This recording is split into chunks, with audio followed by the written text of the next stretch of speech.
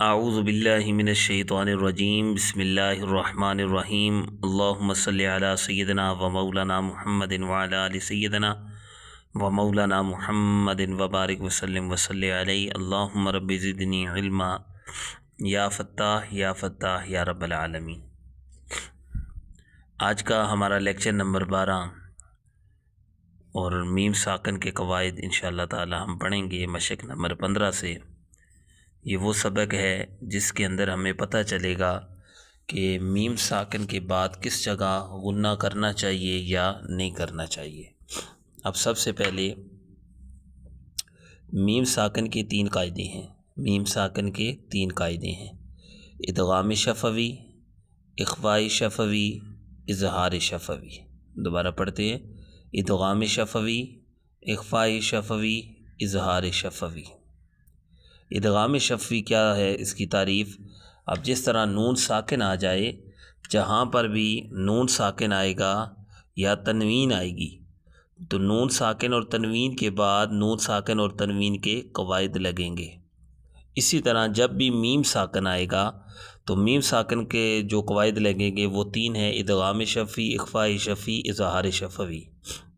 اب میم ساکن کے بعد دوسری میم آ جائے تو میم ساکن میں ادغام شفوی ہوگا۔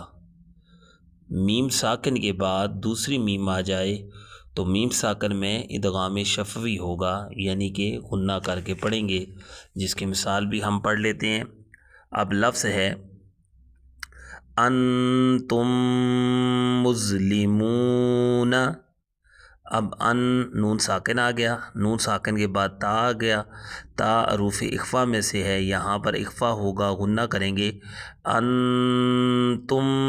اب میم ساکن کے بعد دوسری میم آ گئی ہے، میم ساکن کے بعد دوسری میم آ گئی ہے تو یہاں پر ادغام شفوی ہوگا، اور ویسے بھی میم مشدد ہے، جب بھی نون مشدد اور میم مشدد ہوگا وہاں پر غنہ ہوگا۔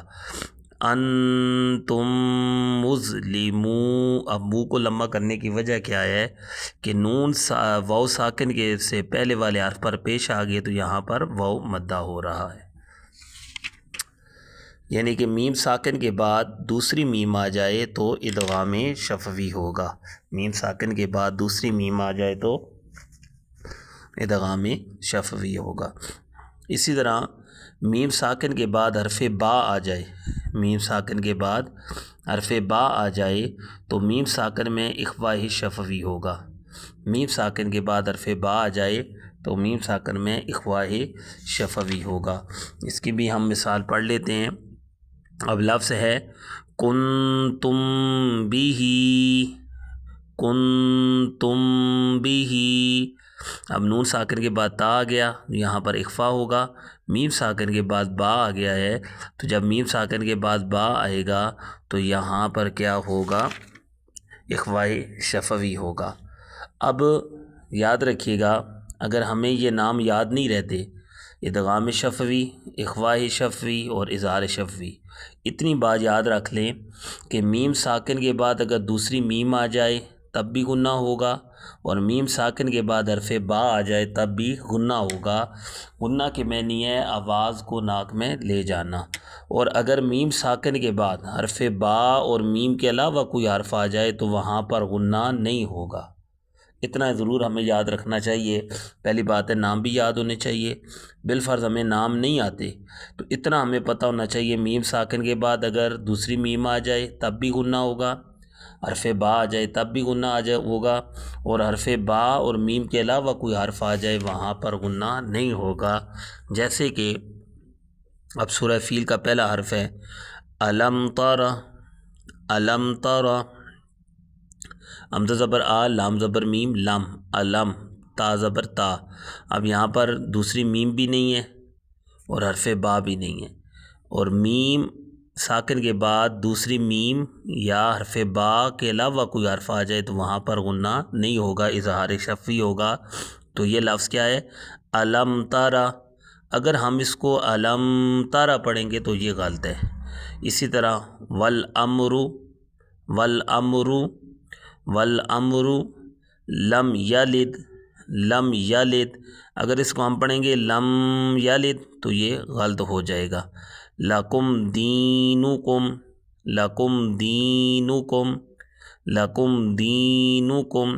المختصر میم ساکن کے بعد دوسری میم آ جائے تب بھی غنہ ہوگا، ٹھیک ہے جی، اور میم ساکن کے بعد حرف با آ جائے تب بھی غنہ ہوگا۔ میم ساکن کے بعد حرف با اور میم کے علاوہ کوئی حرف آ جائے، تا ہے، سا ہے، یا جو بھی لفظ ہے، تو وہاں پر غنہ نہیں ہوگا۔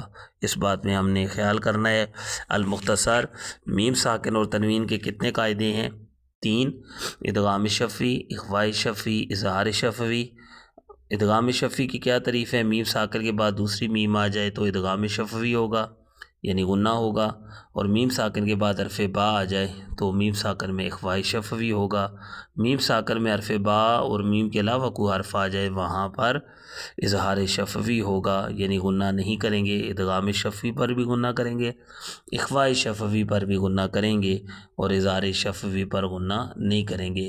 کل انشاءاللہ تعالی ہمارا جو سبق ہوگا، اگلا جو آنے والا سبق ہے، وہ تفہیم و تحقیق پڑھیں گے، اور اس کے بعد مدات پڑھیں گے۔ تقریباً ہمارا کورس مکمل ہو جائے گا۔ اللہ تبارک و تعالی ہم سب کو صحیح قرآن پڑھنے کی توفیقات عطا فرمائے۔ وما توفیقی الا باللہ۔